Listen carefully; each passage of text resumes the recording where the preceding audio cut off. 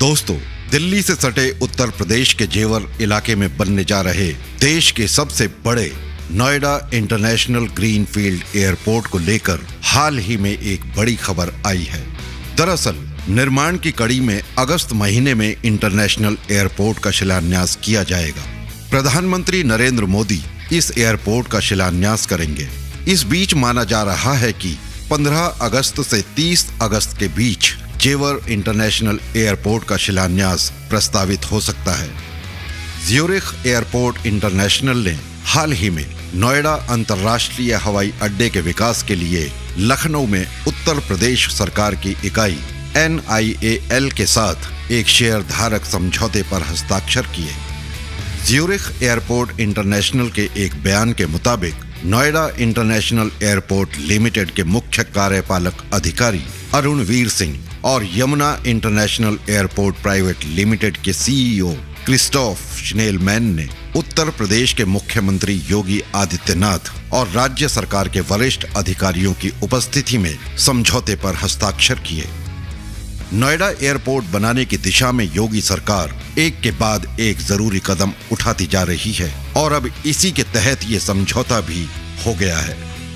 Yamuna international airport limited Zurich airport international की 100% स्वामित्व वाली अनुषंगी है और इसका गठन जेवर में नोएडा अंतर्राष्ट्रीय हवाई अड्डे को विकसित करने के लिए किया गया है, जो दिल्ली के मुख्य क्षेत्र से लगभग 70 किलोमीटर दूर है।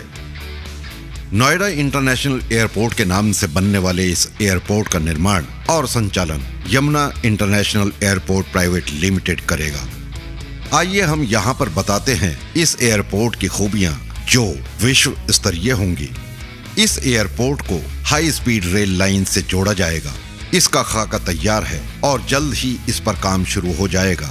दरअसल हाई स्पीड ट्रेन दिल्ली से होते हुए नोएडा, जेवर, मथुरा, आगरा, इटावा, कन्नौज, लखनऊ, प्रयागराज और वाराणसी तक पहुंचेगी। हाई स्पीड रेल की कुल लंबाई 816 किलोमीटर है, जो औसतन करीब 300 किलोमीटर प्रति घंटे की रफ्तार से चलेगी। दिल्ली से चलने वाली हाई स्पीड ट्रेन का ठहराव नोएडा इंटरनेशनल एयरपोर्ट के पास करने के लिए स्टेशन बनेगा। नोएडा स्थित फिल्म सिटी से जेवर एयरपोर्ट के बीच पॉड टैक्सी चलाए जाने का प्रस्ताव फाइनल हो चुका है। यह देश की पहली पॉड टैक्सी होगी। अधिकारियों के मुताबिक एयरपोर्ट तक पहुंच बढ़ाने के लिए पॉड टैक्सी चलेगी। ये 4 से 6 सीटर ऑटोमेटिक गाड़ी है, जिसे बिना ड्राइवर और कंडक्टर के चलाया जाता है। बताया जा रहा है कि पॉड टैक्सी मेट्रो के मुकाबले ज्यादा किफायती है। फिल्म सिटी से नोएडा इंटरनेशनल एयरपोर्ट तक चलने वाली पॉड टैक्सी का ये कॉरिडोर सेक्टर्स को भी जोड़ेगा। इस कॉरिडोर की लंबाई 14.6 किलोमीटर है। बताया जा रहा है कि इस प्रोजेक्ट पर 862 करोड़ रुपए खर्च होंगे, जो मेट्रो ट्रेन के मुकाबले कम खर्चीला है। वर्ष 2022-23 से नोएडा इंटरनेशनल एयरपोर्ट से हवाई सफर की शुरुआत का लक्ष्य रखा गया है और इसके जरिए 50 लाख यात्री हवाई सफर का आनंद ले सकेंगे। 5 हेक्टेयर क्षेत्रफल और 8 रनवे के साथ जेवर एयरपोर्ट देश का सबसे बड़ा एयरपोर्ट होगा। हालांकि पहले फेज में 2 रनवे का ही निर्माण होगा।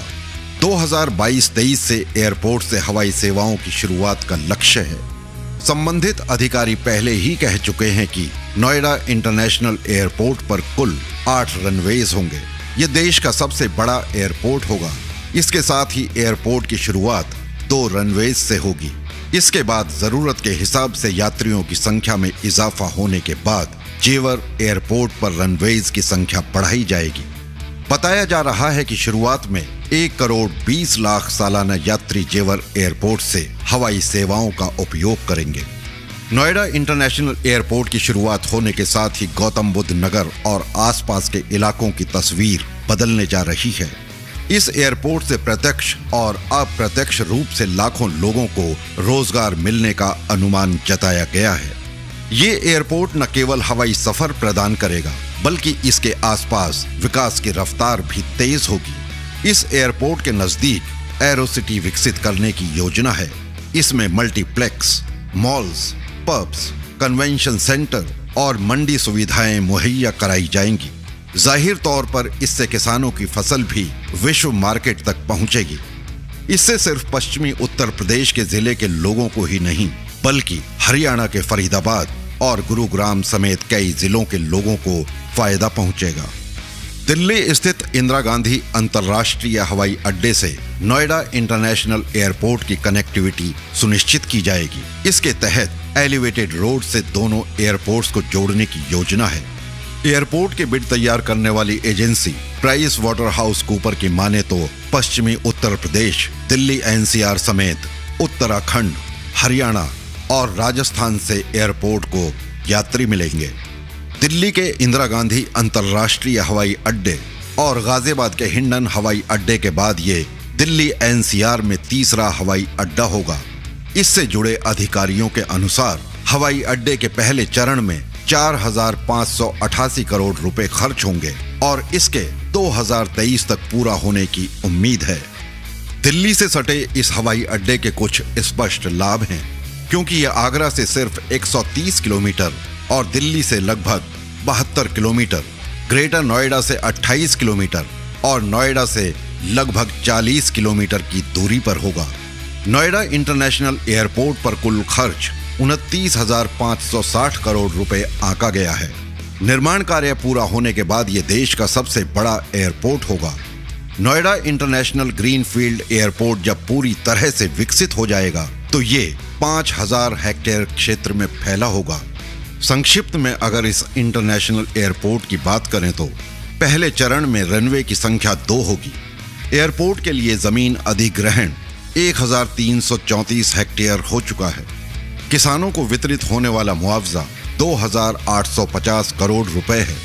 एयरपोर्ट से विस्थापित परिवारों की संख्या 3,627 है। एयरपोर्ट का प्रस्ताव 2007 में तैयार हुआ था।